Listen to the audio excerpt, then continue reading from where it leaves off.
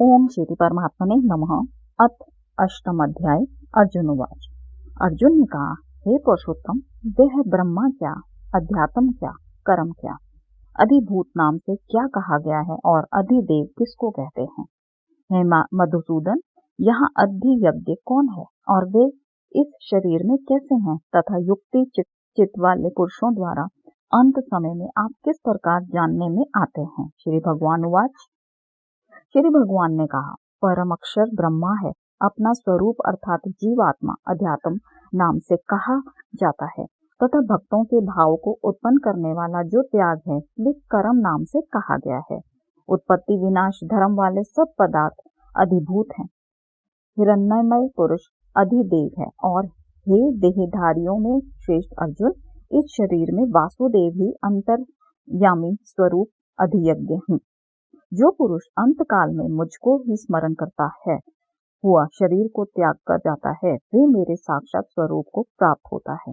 इसमें कुछ भी संशय नहीं है। हे कुंती पुत्र अर्जुन, यह मनुष्य अंत काल में जिस जिस भी भाव को स्मरण करता हुआ शरीर का त्याग करता है उसको ही प्राप्त होता है, क्योंकि वे सदा उसी भाव से भावित रहा है। इसलिए हे अर्जुन, तू सब समय में निरंतर मेरा स्मरण कर और युद्ध भी कर। इस प्रकार मुझ में अर्पण किए हुए मन बुद्धि से युक्त होकर तू निसंदेह मुझको ही प्राप्त होगा। हे पार्थ, यह नियम है कि परमेश्वर के ध्यान से अभ्यास रूप योग से युक्त दूसरी ओर से न जानने वाले चित्त से निरंतर चिंतन करता हुआ मनुष्य परम प्रकाश रूप दिव्य पुरुष अर्थात परमेश्वर को ही प्राप्त होता है। जो पुरुष सर्वज्ञ अनादि सबके नियंता सूक्ष्म से भी अति सूक्ष्म सबके धारण पोषण करने वाले अचिंत्य स्वरूप सूर्य के सदृश नित्य चेतन प्रकाश रूप और अविद्या से अति परे शुद्ध सच्चिदानंदन परमेश्वर का स्मरण करता है, वे भक्ति युक्त पुरुष अंत काल में भी योग बल से भ्रिकुटी के मध्यम प्राणों को अच्छी प्रकार स्थापित करके फिर निश्चल मन से स्मरण करता हुआ इस दिव्य रूप परम पुरुष परमात्मा को ही प्राप्त होता है। वेद के जानने वाले विद्वान जिस सच्चिदानंद स्वरूप परम पद को अविनाशी कहते हैं, आसक्ति रहित यक्तशील सन्यासी महात्मा जन जिसमें प्रवेश करते हैं और जिस परम पद को चाहने वाले ब्रह्मचारी लोग ब्रह्मचार्य को आचरण करते हैं, उस परम पद को मैं तेरे लिए संक्षेप से कहूंगा। सब इंद्रियों को द्वारों को रोककर तथा मन को हृदय में स्थिर करके फिर उस जीते हुए मन के द्वारा प्राण को मस्तक में स्थापित करके परमात्मा संबंधी योग धारणा में स्थिर होकर जो पुरुष ओम इस एक अक्षर रूप ब्रह्मा को उच्चारण करता हुआ और उसके अर्थ स्वरूप मुझे निर्गुण ब्रह्मा को चिंतन करता हुआ शरीर को त्याग कर जाता है, वे पुरुष परम गति को प्राप्त होता है। हे अर्जुन, जो पुरुष मुझ में अन्य चित्त होकर सदा ही निरंतर मुझे पुरुषोत्तम को स्मरण करता है, उस नित्य निरंतर मुझ में युक्त हुए योगी के लिए मैं सुलभ हूँ, अर्थात उसे सहज ही प्राप्त हो जाता हूँ।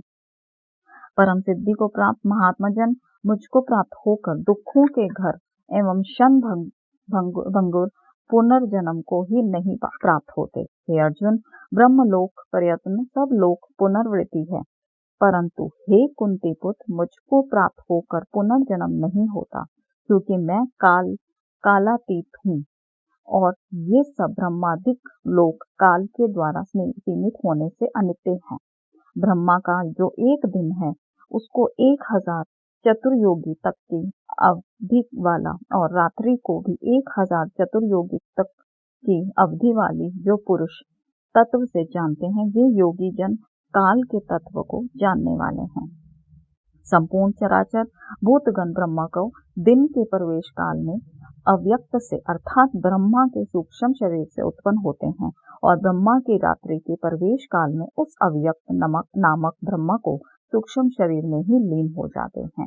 हे पार्थ, वही ये भूत समुदाय उत्पन्न होकर प्रकृति के वश में हुआ है, रात्रि के प्रवेश काल में लीन होता है और दिन के प्रवेश काल में फिर उत्पन्न होता है। उस अव्यक्त से भी अति परे दूसरा अर्थात विलक्षण जो सनातन अव्यक्त भाव है, वे परम दिव्य पुरुष सब भूतों को नष्ट होने पर भी नष्ट नहीं होता। जो अव्यक्त अक्षर इस नाम से कहा गया है, उसी अक्षर नामक अव्यक्त भाव को परम गति कहते हैं। तथा जिस सनातन अव्यक्त भाव को प्राप्त होकर मनुष्य वापस नहीं आते, वे मेरा परम धाम है। हे पार्थ, जिस परमात्मा के अंतर्गत सर्वभूत है और जिस सच्चिदानंदन परमात्मा से यह समस्त जगत परिपूर्ण है, वे सनातन अव्यक्त परम पुरुष जो अन्याय भक्ति से ही प्राप्त होने योग्य है। हे अर्जुन, जिस काल में शरीर त्याग कर गए हुए योगी जन तो वापस न लौटने वाली गति को और जिस काल में गए हुए वापस लौटने वाली गति को ही प्राप्त होते हैं, उस काल को अर्थात दोनों मार्गों को कहूंगा। जिस मार्ग में ज्योतिर्मय अग्नि अभिमानी देवता, दिन का अभिमानी देवता, शुक्ल पक्ष का अभिमानी देवता है और उत्तरायण के 6 महीनों का अभिमानी देवता है, उस मार्ग में मर कर गए हुए ब्रह्म देवता योगी जन उपयुक्त देवता द्वारा कर्म से ले जाए जाकर ब्रह्म को प्राप्त होते हैं।